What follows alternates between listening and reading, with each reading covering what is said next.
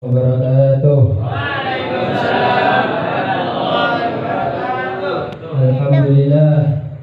Alhamdulillahilladzi an'amana bi ni'matil ijad wal imdad wa ja'ala birral walidaini haqqan 'alal aulad.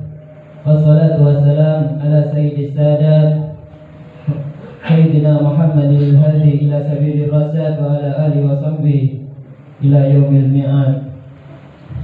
Alhamdulillah, Allah mengumpulkan kita di dalam majelis yang insya Allah penuh barakah ini. Allah mengumpulkan kita meskipun ada penyakit, yang mana penyakit tersebut sedang viral di media.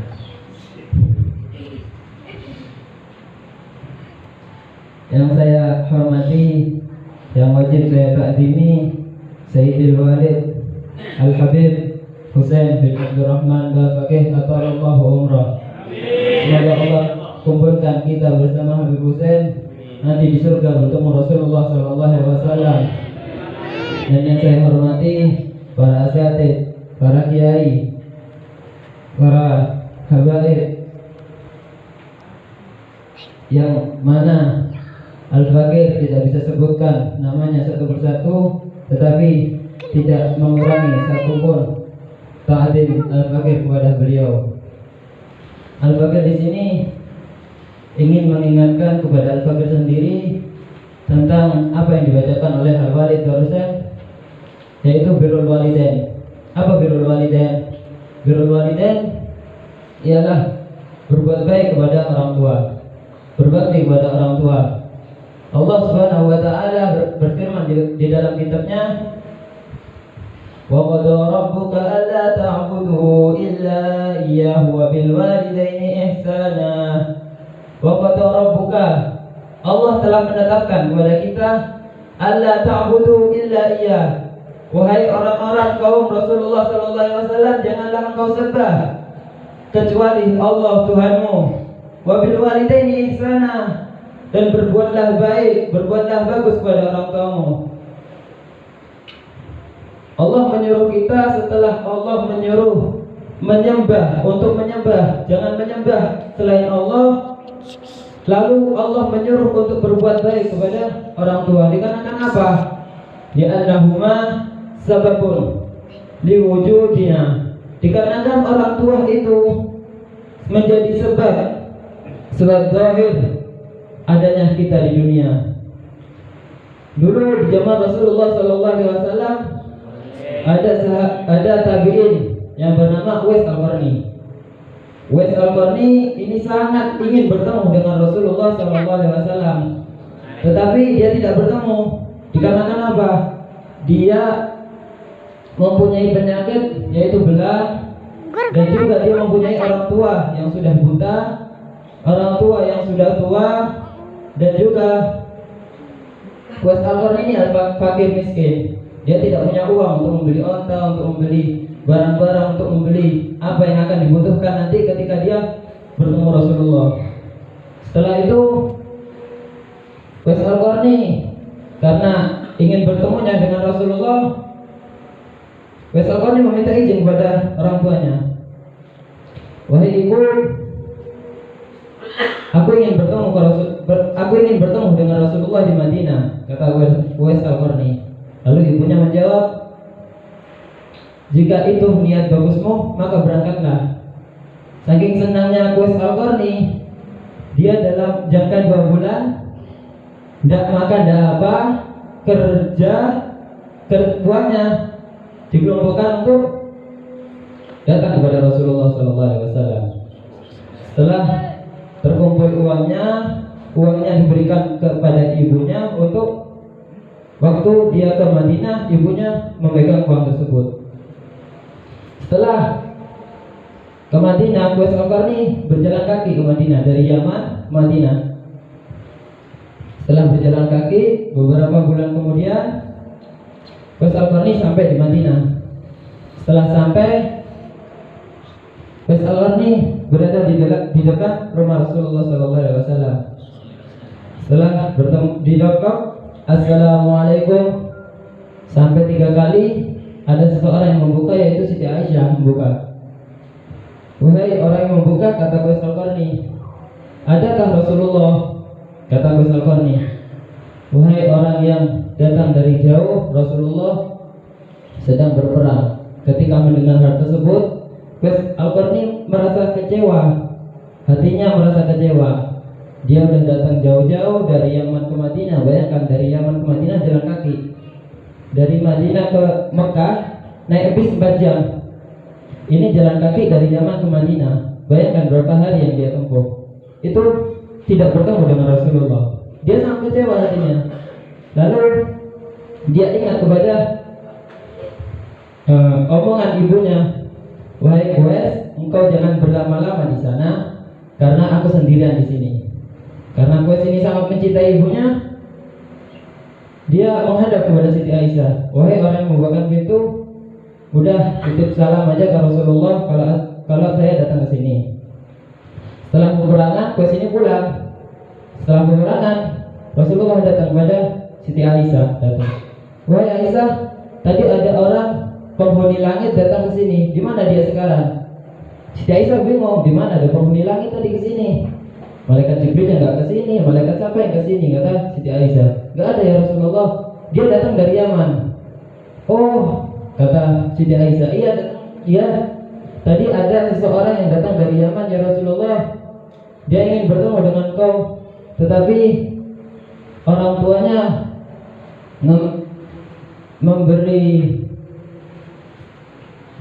memberi suruhan untuk tidak berlama-lama di sini. Jadi dia pulang. Lalu Rasulullah berkata kepada sahabat-sahabatnya, wahai sahabatku, tadi orang yang kesini adalah penghuni langit. Lalu sahabat bertanya, kenapa bisa engkau katakan dia penghuni langit ya Rasulullah? Jadi dulu ketika Uwais Al-Qarni bertemu dengan ibunya, ketika duduk-duduk santai dengan ibunya berkata kepada Uwais, wahai Uwais, aku ingin ketika akhir hidupku ini, aku ingin melihat Ka'bah, ingin melihat Baitullah.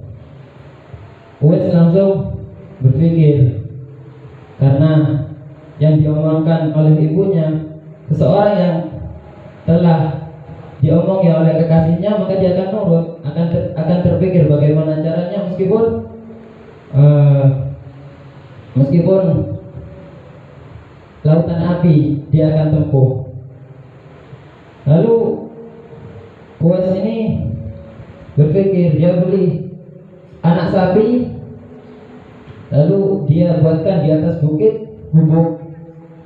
Setiap pagi dia bawa sapinya, ditaruh pundaknya, dia bawa ke bukit. Pulang sore dia bawa lagi, ditaruhkan punduknya, dia bawa pulang. Lalu orang-orang Yaman berkata kepada Uwais, wong gendeng, kan ki ya opo sih? Lawang sapi kon goteng ki ono opo?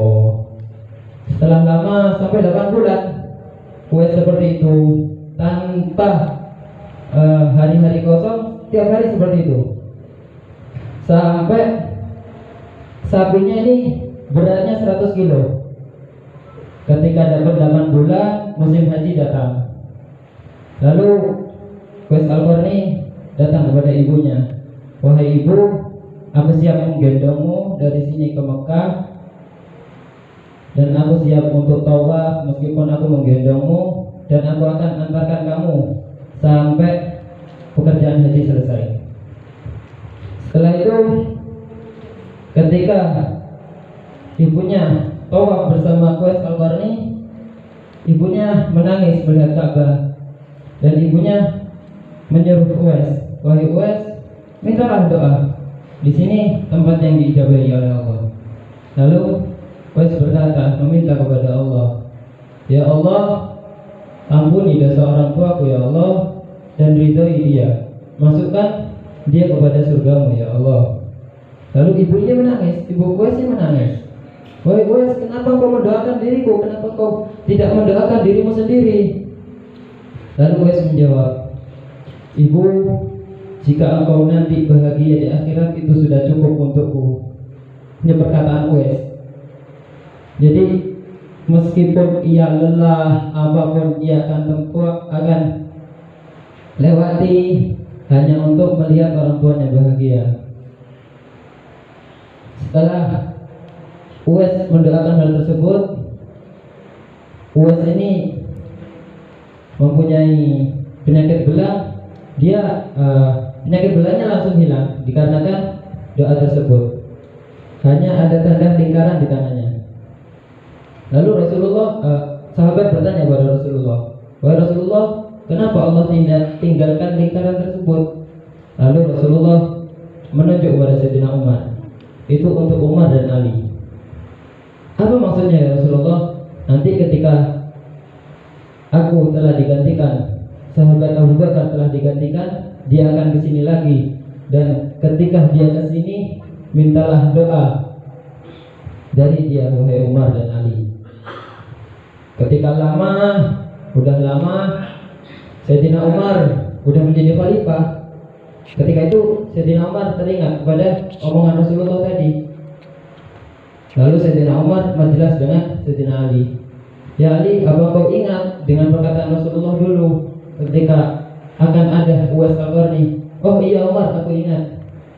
Ketika itu setiap dari rombongan Yaman, Sayyidina Umar tanya, "Wahai rombongan Yaman,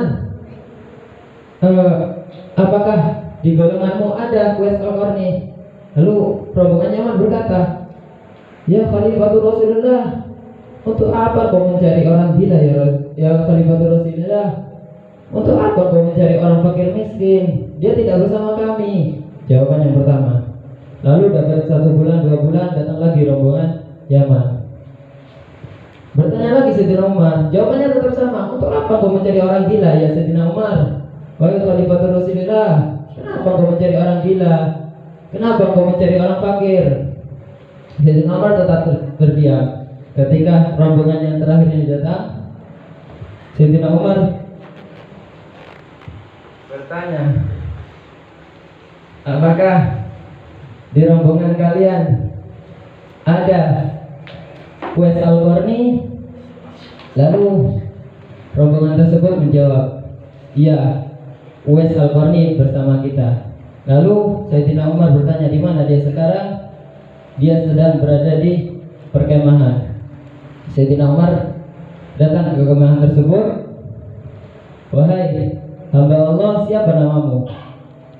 Kata Sayyidina Umar. Uwais menjawab, "Ana Abdullah." Sayyidina Umar dan Sayyidina Ali tertawa. "Siapa saya tanya cekak hamba Allah? Mungkin kau hamba Allah ya?"